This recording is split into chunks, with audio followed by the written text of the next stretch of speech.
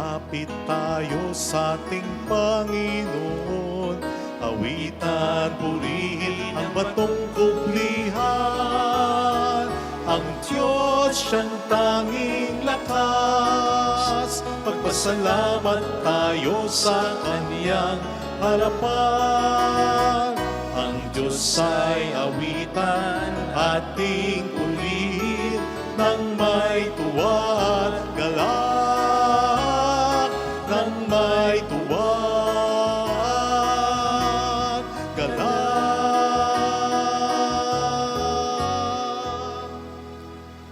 Sa ngalan ng Ama at ng Anak ng Espiritu Santo, Amen. sumayin niyo ang Panginoon. At sumayo rin. Ipagdiwang po natin ngayon, kaisa ng buong simbahan, ang pagkamartir ni San Maximilian Kolbe. At upang tayo maging marapat sa misang ito, halina't magsisimuna para sa ating mga kasalanan. Tayo pong lahat, inaamin ko sa makapangyarihang Diyos At sa inyong mga kapatid, na lubha ako nagkasala sa isip, sa salita at sa gawa, at sa aking pagkukulang.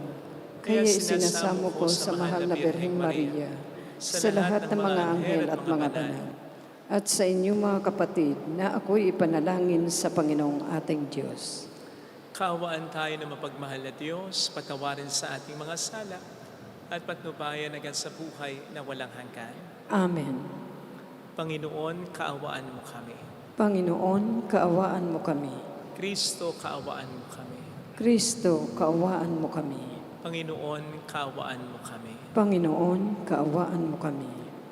Yumuko tayo, maaring ibulong sa Panginoon ang ating intensyon. Pagdasal natin ang mga OFW, mga tumutulong sa atin, ang mga may sakit at ang mga nag-aalaga sa kanila. Manalangin tayo. Ama naming makapangyarihan, ipinagkaloob mo kay San Maximilian Kolbe na makipagtunggalian sa kamatayan para sundin ang loob mo. Bilang tugon sa kanyang pagdalangin, gawin mong mapagtiisan namin ang lahat ng kahirapan, alang-alang sa pag-ibig sa iyo, at buong sigasig na marating namin ikaw na siyang tanging buhay sa pamamagitan ni Jesucristo, kasama ng Espiritu Santo magpasa walang hanggan. Amen.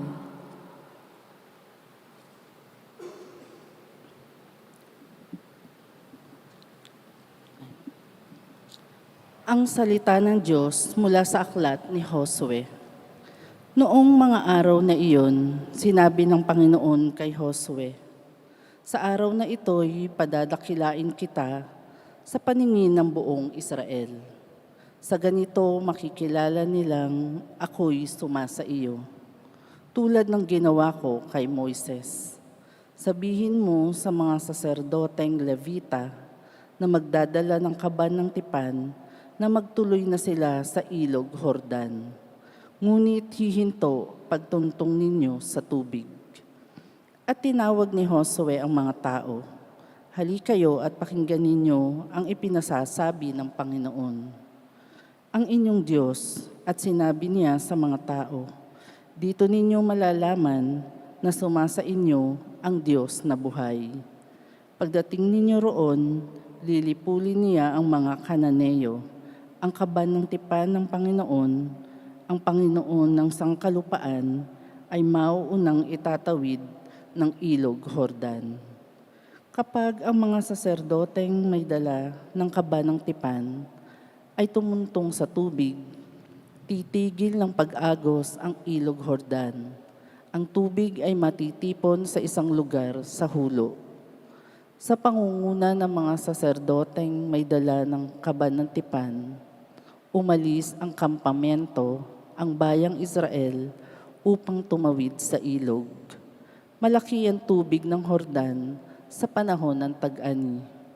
Nang sumapit sa ilog Jordan, ang mga saserdoteng may dala ng kaban ng tipan, tumigil ang agos sa hulo, at ang tubig ay natipon sa tapat ng bayan ng Adam, lungsod na nasa tabi ng Sartan.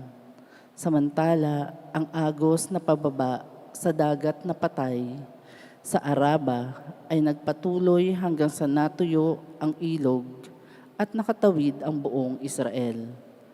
Malapit sa Jericho ang kanilang tinawiran. Nanatili sa gitna ng natuyong ilog ang mga saserdoteng may dala ng kaban ng tipan. Samantalang tumatawid sa ibayo ang buong bayan, tuyo ang nilalakaran nila. Ang salita ng Diyos. Salamat sa Diyos. Alleluia. Alleluia. Ang bayang Israel sa bansang Ehipto'y doon inilabas, nang ang lahing ito sa bansang dayuhan ay pawang lumikas. Magmula na noon, ang lupaing Huday naging dakong banal, at yaong Israel ginawa ng Diyos na sariling bayan. Alleluia. Ang dagat ng tambo, nang ito'y makita ay tumakas na rin. Magkabilang panig ng ilog ng Hordan, noon ay humimpil. Maging mga bundok, katulad ng lupa, ay pawang nanginig, pati mga burol, nanginig na parang tupang maliliit. Alleluia. Ano ang nangyari? At ikaw, o dagat, wala ng daluyan. Ikaw naman, Hordan, bakit ang tubig mo'y hindi na dumaloy? Kayong mga bundok, nanginginig kayong tupa ang kapara, at ang mga burol, natakot na parang maliit na tupa. Alleluia.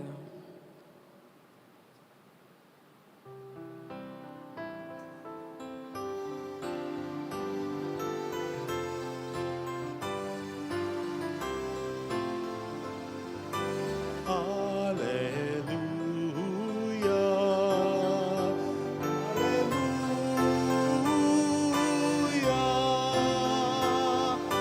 Hallelujah. Hallelujah.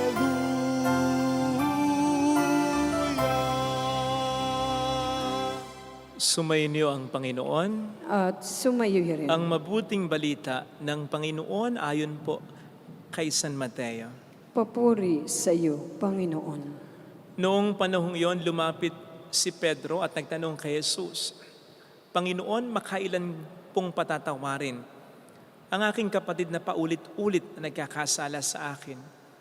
Makapito po ba? Sinagot siya ni Jesus, hindi ko sinasabing makapito, kundi 70 ulit pa nito. Sapagkat ang paghahari ng Diyos ay katulad nito. Ipinasya ng isang hari na pagbayarin ang kanyang mga lingkod na may utang sa kanya. Unang dinala sa kanya ang isang may utang na 10 milyong piso.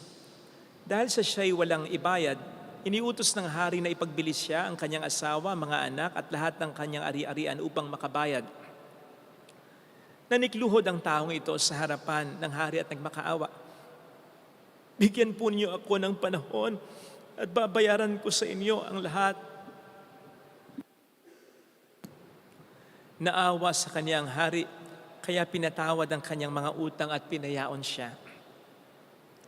Ngunit pagkaalis niya roon ay nakatagpo niya ang isa sa kanyang kapwa lingkod na may utang na 500 piso sa kanya.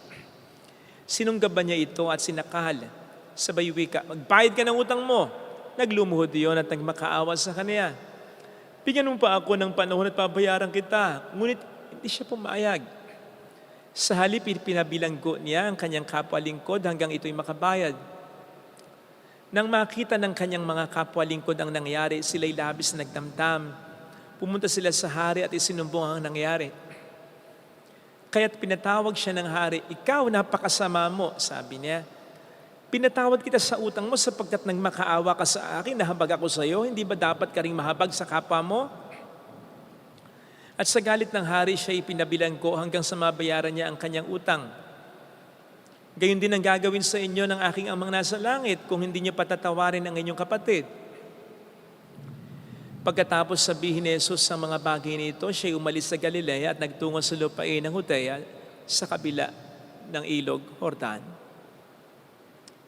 Mga kapatid, ang mabuting balita ng Panginoon. Pinupuri ka namin, Panginoong Jesucristo. Welcome sa Our Lady of La Salette, Pasay Parish, kung saan ayos lang pong umiyak at samahan tayo ng mahal na ina sa pag-iyak at sa pagdarasal upang maging maayos ang lahat. Isa po sa mahirap gawin ay ang magpatawad. Magpatawad ng taong nakasakit sa atin. Madalas kahit sino pang kumausap sa atin, patawarin mo na. Ayaw natin talaga. Ano kaya kung ang Diyos mismo ang kakausap sa atin? Father Fidel, patawarin mo na. Tayo kayo tatanggi pa. Tingnan po ninyo ang Amerika. Kapag may mga nag-aaway na mga bansa, ang namamagitan ay ang Amerika. Hindi ko alam kung anong klaseng pamamagitan ito, pero in fairness, kapag namamagitan ng Amerika, ang mga bansang nag-aaway nakikinig sa kanya. Isa sa mga dahilan, makapangyarihan ng Amerika. So pag sinabi ni President Donald Trump sa Russia, sa Ukraine, migil kayo, ceasefire na kayo. Nakita nyo kahit paano sumusunod sila. And so I wonder, kung ang Diyos na napaka-makapangyarihan sa lahat, ang siyang kumausap sa atin na patawarin natin ang nagkasala sa atin. Tumanggi pa kaya tayo? Magmatigas pa kaya tayo? Ito actually ang ginagawa sa atin ngayon ng Panginoon sa ating narinig na Ebanghelyo. Kinakausap niya ang bawat isa sa atin na magpatawad na. At para dito, binibigyan pa niya tayo ng isang talinghaga. Talinghaga tungkol sa isang hari na pinatawad ang may utang sa kanyang napakalaking halaga na sumisimbolo sa ating lahat. Ha? Yung may utang dito sa hari ng 10 milyong piso ay sumisimbolo sa bawat tao. Ganon katindi ang kasalanan natin. Tingnan po ninyo sa Romans 3:23. Ang sasabihin doon, all of us have sinned and fall short of the glory of God. Lahat tayo nagkasala at hindi karapat-dapat sa kaliwalhatian ng Diyos. Lahat tayo sa totoo lang, deserve natin ang mapunta ng impyerno kung hindi namatay at muling nabuhay para sa atin si Kristo. Tingnan nyo rin yung Romans 6:23. The wages of sin is death. Ang katumbas ng ating mga pagkakasala ay kamatayan. Sa totoo lang. Oh yes, hindi tayo tulad ng iba. Kung iisipin natin yung mga naging pagkakasala nila, pwede mong ikumpara yung sarili mo sa nagkasala sa'yo. At least hindi ikaw ang gansyo, nanloko, nangalunya, nagnakaw, pumatay. Pero wag po nating iisipin na wala rin tayong malaking kasalanan sa mata ng Diyos. Kung hindi para sa atin namatay at muling nabuhay ang ating Panginoon Jesus. Kung hindi nag-initiate ang Diyos, napatawarin tayo. Hindi natin pag-uusapan nito. Hindi ka magagawa ng kasalanan ng kung sino man ang nagkasala sa iyo sapagkat in the first place, wala na tayo dapat sa mundong ito. Ganon katindi ang kasalanan natin at ganon katindi ang kaparusahan para sa atin. Pare-pareho tayo. So kinakausap tayo ng Panginoon ngayon na magpatawad ng ating kapwa-tao at dito tayo dapat manggaling. Ito dapat ang maging punto de vista natin. Ito dapat ang paghugutan natin ng dahilan upang ang kapwa natin ay patawarin natin. Manggaling tayo sa punto de vista sa estado na tayo rin ay makasalanan, na tayo rin ay may malaking kaparusahan na dapat sanay sa atin kung hindi namatay ang ating Panginoon para sa atin. Lagi nating iisipin yan. Lagi nating pakakaisip at isa sa puso yan kapag hirapan tayong magpatawad ng kapwa natin. Nung isang araw po ay umuwi ako sa amin at nung gabi naisip kong dalawin yung kapatid ko at ang pamilya niya na malapit lang naman po sa amin, few minutes away lang. Kaya ang sabi ko po dun sa tao namin, pakihantay na lang ako dun sa gate para pagbalik ko, nabuksan niyo ng gate para sa akin. Totoo po, wala pang 20 minutes, bumalik na ako. Kaya lang wala dun yung tao namin. Busina na ako ng busina. Lakas na ng busina ko at ang haba pa. Nakakahiya sa mga kapitbahay sapagkat by that time, gabi na, siguradong may natutulog na. Wala pa rin yung tao na. Inis na ako. Kasi nga po, nagkukos na ako ng traffic eh. Malit lang po kasi yung daan doon sa lugar namin. Hindi na makadaan yung nasa unahan ko, pati yung nasa likod ko. So napwersa na ako na mag-move na para maibsan na yung traffic. At para yung nasa likod ko, makaabante na. Sa kakahanap ko rin ng pagmamaniobrahan. Nalayo na ako. Nabusinahan pa ako ng mga sumusunod sa akin. So na-misinterpret ko. Mas nainis ako dun sa tao namin. At ganun nga, nag-GC na ako dun sa pamilya na sabi ko, huwag niyo muna sa akin papaharapin yung tao namin. Kasi nais ako. Bago ko matulog, yun, nagte-text na yung mga kapatid ko. Ay, sorry daw, sabi ng tao namin. Hindi ko pinapansin, bubwisit ako. Naisip ko kasi, ano ba naman? Sinabi ko na papalik ako. Few minutes lang. Kung ako yun, maghihintay ako. Baka hindi ko na isara yung gate Nandun na lang ako. Nandun naman ako nagpapantay Kaya, you see, kung paano yung nagiging tingin ko noon sa sarili ko, regarding myself as above Him, as smarter than Him, as more righteous than Him. And that made it more difficult for me to forgive Him. Hanggang sa nabasa ko nga po itong gospel reading dahil kinakailangan kong magnilay. Dito naging maliwanag agad ang sampal ng Panginoon sa akin habang kinakausap niya ako sa pamamagitan ng pagbasa na ito. Kaagad-agad na-realize ko yung punto na sinasabi sa akin, sa atin ng Panginoon, na kapag kailangan nating magpatawad, huwag tayong manggaling sa estado na napakataas natin, na parang hindi tayo nagkakamali kahit minsan, na parang hindi rin tayo nagkakamali paulit-ulit. Manggaling tayo sa lugar na alam nating nagkakasala din tayo at paulit-ulit tayong pinapatawad ng ating Panginoong Hesukristo. Doon tayo manggaling para mas madali nating mapatawad ang kapwa natin. Kaya iyon, nung umaga, bago ko umalis, kasi hindi ko makita, natatakot yata, pinabigyan ko na ng pera. Sinyalis yun na siya napatawad ko na. Yun nga lang, medyo napamahal pa yung pagkapatawad ko. Joke lang. Pero kung tutuusin, mas mahal ang ipinatawad ng Panginoon na utang ko, ang kasalanan ko. At yun ang dapat kong laging isipin para sino man ang magkamali sa akin, mas maging madali para sa akin nang siya'y patawarin. Ito rin po sana ang biyayang hilingin po natin, Lagi nating iisipin na kinakausap tayo ng Panginoon na patawarin ng kapwa natin. Ang Panginoong pinatawad ang malaking kasalanan natin. Amen. Ilagay natin ang ating kanang kamay sa tapat ng ating puso.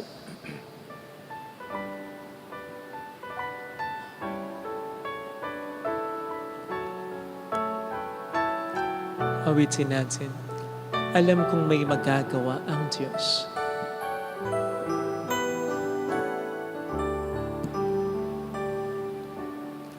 Alam kong may magagawa ang Diyos. Alam kong may magagawa ang Diyos. Kung ako'y magtatapat, Kung ako'y magtatapat, sa Kanya'y maglilingkod, sa Kanya'y maglilingkod, alam kong may magagawa ang Diyos. alam kong may magagawa ang Diyos. Alam kong diringgin ng Diyos ang samo ko, Alam kong di sapagkat mahal niya ako. ng Diyos ang samo ko. Alam kong diringgin ng Diyos ang samo ko, Alam kong di sapagkat alam niya ang pinagdaraanan. ng Diyos ang samo ko. Kung ako'y magtatapat, Kung ako'y magtatapat, sa Kaniya'y maglilingkod, sa Kanya'y maglilingkod, alam kong diringgin ng Diyos ang samo ko. diringgin ng Diyos Pumikit tayo. ang samo. Panginoon, tulungan mo akong makapagpatawad mula sa estado ng hindi pagmamataas, kundi pagpapakumbaba.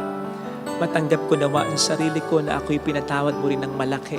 Kahit sa pakiramdam ko ay maliit lang, kaunti lang ang kasalanan ko. Tulungan mo akong maging totoo sa sarili ko. Tulungan mo akong aminin na ako man ay paulit-ulit nagkakasala sa iyo. Pero sana'y tulungan mo rin po ako na huwag maloko, huwag masaktan uli ng mga nagkakasala sa akin at pinapatawad ko. Tulungan mo akong huwag maabuso. Tulungan mo akong maging tulad mo, maging mabait, mapagpatawad, pero hindi naabuso. Hallelujah! Hallelujah! Hallelujah! Hallelujah! Pasalamatan siya. Siya ay muling babalik sa atin. Hindi niya tayo iiwan, hindi niya tayo pababayaan. Paniwalaan natin yan. Sa atin. Hallelujah! Purihin ng Diyos. Hallelujah! Sa takdang panahon ay babalik ang Panginoon. upang tayo ay kunin. Dapat siya sa kaniyang mga pangako sa atin. Sabihin mo sa sarili mo, mayroong magandang mangyayari sa iyo. Kapag hinihingan tayo ng Panginoon na tayo magpatawad, hindi lang yan para sa dapat nating patawarin. Ito rin ay para sa atin upang makalaya na tayo sa sakit na nararamdaman natin, na tayo nangangargabyado, tayo pa ang nasasaktan habang panahon na nagkasala sa atin, habang pwedeng hindi na tayo iniisip ng mga nagkasala sa atin. Kahit maging mabait na din tayo sa ating sarili. Patawad na tayo at ipagpasa Diyos na natin ang kasalanan sa atin. Nakatarungan naman ng Diyos siya ang gaganti para sa atin, sa paraan niya, sa panahon niya. Maniwala ka. Papuri sa Ama at sa Anak sa Espiritu Santo. Kaparanan sa unang-unang, ngayon at magpakailanman, at magpasawalang hanggan. Amen. Pag-aalay.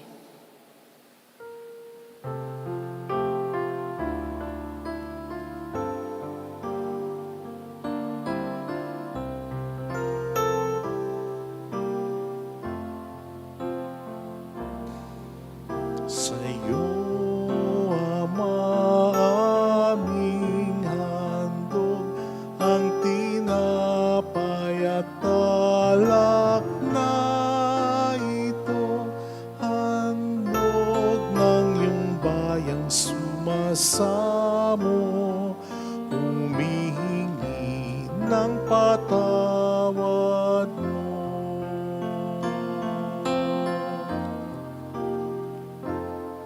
Sa pagsunod sa utos mo, nalulugod akong labis, di masukal ang dala ko, pagkat aking inibig. Sa'yo, Ama, aming handog ang tinapay at alak na ito, handog ng iyong bayang sumasamo, humihingi ng patawad mo. Manalangin tayo, pang ating handog ay maging kalugod-lugod sa Diyos Amang makapangyarihan. Tanggapin nawa ng Panginoon itong paghahain sa iyong mga kamay sa kapurihan niya at karangalan sa ating kapakinabangan at sa buong sambayanan niyang banal. Ama naming lumikha, inihahain namin ang mga alay sa iyo ngayong ginugunita ang banal mong martir na si San Maximilian Kolbe, na hindi naihiwalay ng anumang pang-akit na talikdan ang pakikiisa sa iyong sambayanan. Sa pamamagitan ni Jesucristo, kasama ng Espiritu Santo, magpasa walang hanggan. Amen. Sumainyo ang Panginoon. At sumaiyo rin. Itaas sa Diyos ang inyong puso at diwa. Itinaas na namin sa Panginoon. Pasalamatan ng Panginoong ating Diyos. Marapat na siya ay pasalamatan. Ama naming makapangyarihan, tunay ngang marapat na ikaw ay pasalamatan. Ngayong aming kagalakan na si San Maximilian Kolbe ay parangalan. Siya'y kapanalig naming may paninindigan na ikaw ay pahayag kahit siya'y mamatay, sapagkat minarapat mong kanyang matularan ang iyong anak na naghain ng sariling buhay. Tulad ng naganap sa iyong anak, ang dugo ng mga martir ay dumanak, hindi dahil sa katatagang likas, kundi dahil sa iyong bigay na lakas. Kaya kaisa ng mga anghel na nagsiawit ng papuri sa iyo ng walang humpay sa kalangitan, kami nagbubunyi sa iyong kadakilaan. Santo, Santo, Santo, Panginoong Diyos ng mga hukbo, napupuno ang langit at lupa ng kadakilaan mo. Usana sa kaitaasan. Pinagpala ang naparirito sa ngalan ng Panginoon. Usana sa kaitaasan. Ama naming banal, ikaw ang bukal ng tanang kabanalan. Kaya't sa pamamagitan ng iyong Espiritu, gawin mong banal ang mga kaloob na ito upang para sa amin ay maging katawan at dugo ng aming Panginoong Jesucristo. Bago niya pinagtiis ang kusang loob na maging handog, hinawakan niya ang tinapay, pinasalamatan ka niya, pinaghati-hati niya iyon. Niabot sa kaniyang mga alagad at sinabi, Tanggapin ninyong lahat ito at kanin. Ito ang aking katawan na ihahandog para sa inyo.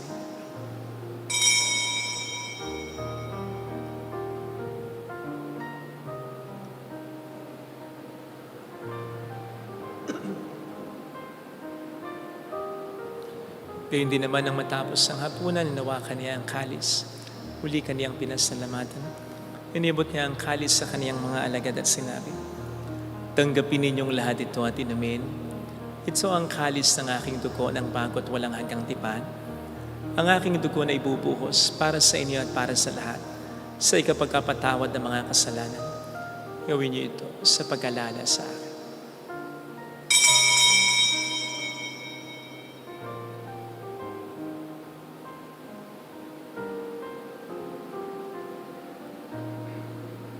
Ipagmuni natin ang misteryo ng ating pananampalataya. Si Kristo'y namatay, si Kristo'y nabuhay, si Kristo'y babalik sa wakas ng panahon. Ama, ginagawa namin ngayon ang pag-alaala sa pagkamatay at muling pagkabuhay ng iyong anak. Kaya inialay namin sa iyong tinapay ng buhay at ang kalis ng kaligtasan. Kami nagpapasalamat dahil kami iyong minarapat at tumayo sa harap mo para maglingkod sa iyo. Sinasamo namin kami na magsasalo sa katawan at dugo ni Kristo ay mabuklod sa pagkakaisa sa pamamagitan ng Espiritu Santo. Ama, lingapin mo ang iyong simbahang laganap sa buong daigdig. Puspusin mo po kami sa pag-ibig. Kaysa ni Leon na aming Papa, ni Dennis na aming Obispo at ang Tanang Kaparian. Alalahanin mo po ang mga kapatid naming nahimlay nang may pag-asang sila'y muling mabubuhay, lalo na po ang aming mga ipagdarasal. Saglit tayong yumuko habang pinagdarasal ang ating mga mahal kakilalang yumaong.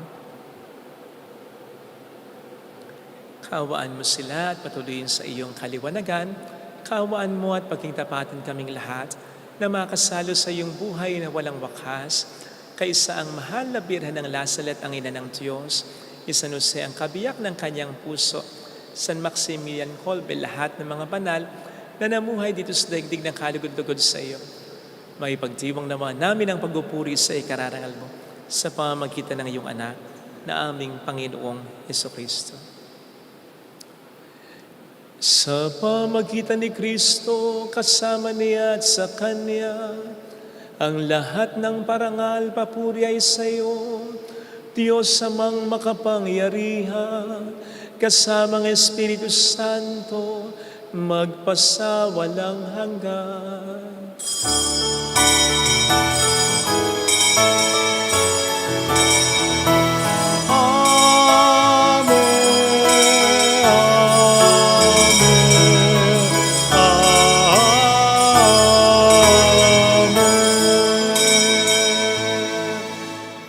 Tumawag tayo sa Ama.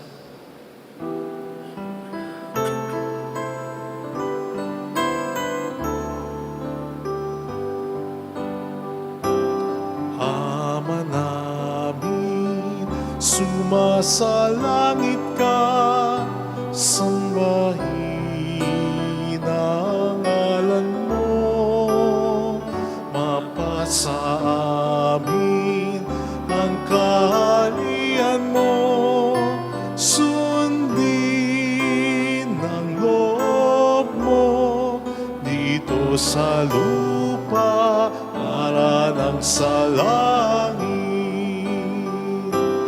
Bigyan mo kami ngayon ng aming kakanin sa araw-araw,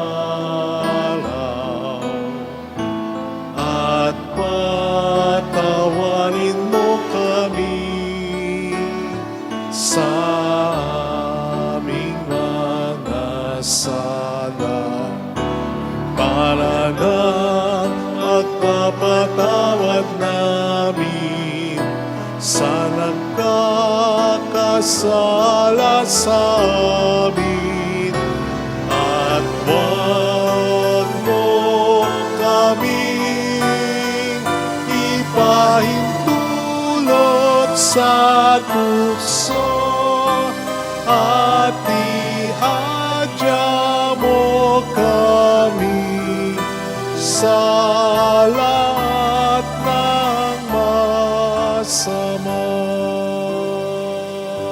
Hiniling namin kami adya sa lahat ng masama, pagkalooban ng kapayapaan araw-araw. Iligtas sa kasalanan sa kapahamakan sa mga seryosong karamdam. Samantalang aming pinaghahandaan ang dakilang araw ng pagkapahayag ng tagapagligtas namin si Hesus Kristo.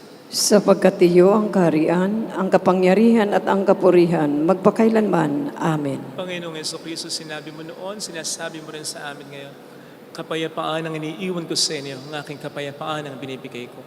Tunghayin mo ang aming pananampalataya, wag ang aming pagkakasala.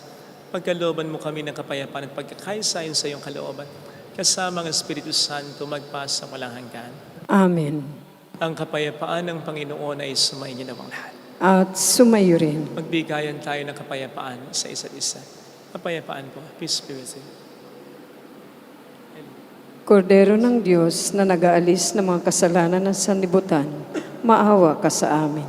Kordero ng Diyos na nag-aalis ng mga kasalanan ng sanlibutan, maawa ka sa amin. Kordero ng Diyos na nag-aalis ng mga kasalanan ng sanlibutan, ipagkaloob mo sa amin ang kapayapaan. Narito sa harap natin ng Panginoon ng ating buhay at kaligtasan. Mapalad tayong inaaniyahan. Panginoon, hindi ako karapat dapat na magpatuloy sa iyo, ngunit sa isang salita mo lamang ay gagaling na ako.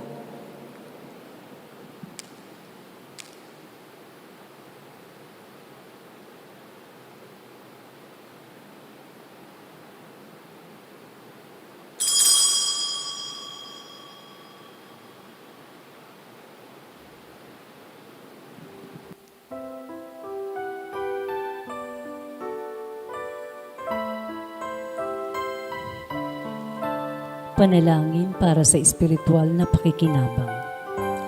Panginoon,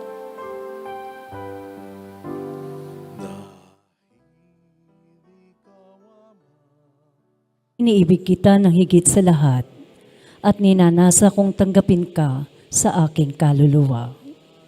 Sapagkat sa mga sandaling ito, hindi kita matatanggap sa sakramento. Tumuloy ka sa espiritu sa aking puso. Niyayakap kita na parabang naririto ka na. Inaalay ko ng buong buo ang aking sarili sa iyo. Huwag mong hayaang mawalay ako sa iyo. Amen.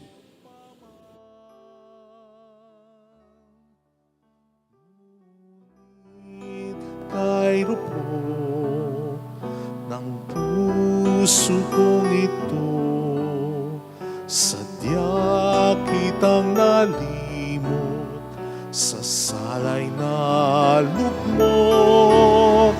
Gayon pa man katulad ko'y inibig mo pa rin.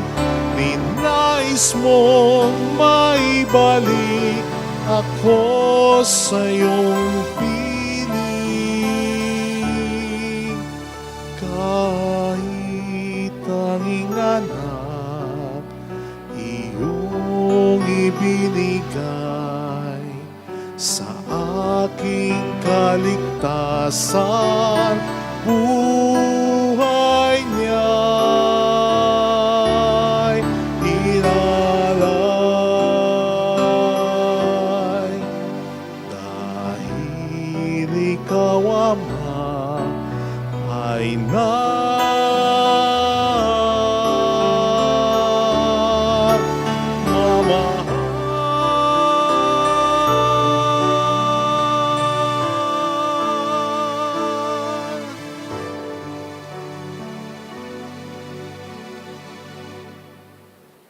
Manalangin tayo. Ama naming mapagmahal, pagkatanggap namin sa banal na pakikinabang, hinihiling namin sa pagtulad namin sa katatagan ni San Maximilian Kolbe, kami naway paging dapating magkamit ng kandipalang walang maliw para sa pananatiling matapat sa pamamagitan ni Hesus Kristo. Kasama ng Espiritu Santo magpasa walang hanggan. Amen. Holy Gods, Holy Mighty One, Holy Immortal One, Have mercy on us and on the whole world. Holy gods, Holy Mighty One, Holy Immortal One. Have mercy on us and on the whole world. Holy gods, Holy Mighty One, Holy Immortal One. Have mercy on us and on the whole world. Jesus, King of Mercy, We trust in you. alalhanin, Alalahanin o mahal na Birhen ng Lasalet, ina ng pag-asa, ikaw ang nagpapaalala sa amin magbalik loob sa Ama. Ito ang nagpapatunay na ang kagandahan loob mo'y nanatiling busilak. Sa pag-aruga mo sa amin, tungkulin mo'y tinupad. Sa paanan ni Kristo, itinuring mo kaming mga tunay mong anak. Kaya ninais mong ni isa'y huwag mapahamak, maging sa iyong walang tigil na pananalangin pati luhay pumatak. Huwag naman mawala ng saysay ang iyong paghihirap. Hiling nawa namin sa iyo o aming inang liyag, na matapos ang pakikibaka namin sa mundong ito at sa pananatili namin tapat kay Kristo, sa kapurihan mo'y makibahagi kaming ganap, upang kung nasaan ka ngayon ay maparoon din kaming lahat at ang gaganapan ng kalwalhatian ng Diyos Amay tuluyang matupad siya'y nawa. mahal na Birhen ng Lasalet, tagapagkasundo ng mga makasalanan. Ipanalangin mong walang patid kami mga dumudulog sa iyo. Marami pong salamat sa inyong pakikisa at sa mga tulong na binibigay po ninyo na nagiging dahilan para makatulong din po tayo sa maraming mga simbahan at ma-maintain po natin ang ating simbahan, mapagawa po ang mga dapat pang magawa. Pero konti na lang, mas marami po tayong tinutulungan. Salamat po. Panginoon na po ang bahala sa inyo. Yan po ang lagi naming dasal dito. Personally, yan ang lagi kong dasal para sa inyo. Alam ng Panginoon kung sino kayo. Sumayin niyo ang Panginoon. At sumayo rin. Pagpalayan kayo kasama ang ating pamilya na mapagmahal na Diyos, ng Ama at ng Anak at ng Espiritu Santo. Amen. Kumayo tayo sa kapayapaan ni Kristo. Salamat sa Diyos. Salamat.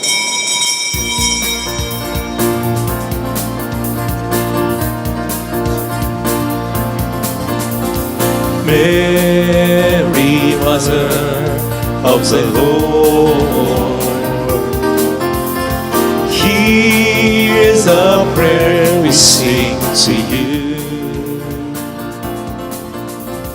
Let your tears sip in our minds and hearts as once they fell at Lazaret.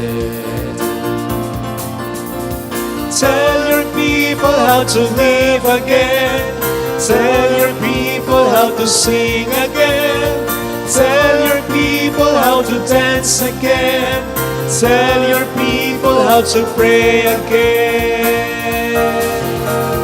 Mary, Mother of the Lord, here's the prayer we sing to you. Let your tears sip in our minds and hearts as once they fell at Lazaret.